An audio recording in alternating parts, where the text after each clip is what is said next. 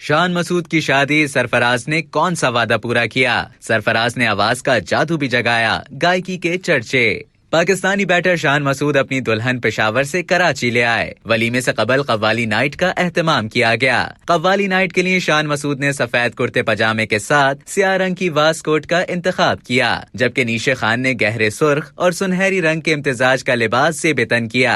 शान मसूद और नीशे खान की कव्वाली नाइट में नामवर खिलाड़ियों ने भी शिरकत की। इस कव्वाली नाइट की खास बात साबिक कप्तान सरफराज अहमद की गायकी थी।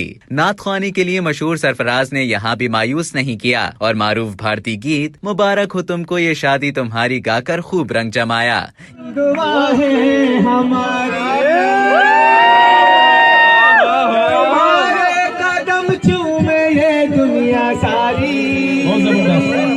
सरफराज ने एक और मकबूल तरीन भारतीय गीत गुलाबी आंखें जो तेरी देखी गाकर भी दिल जीत लिए।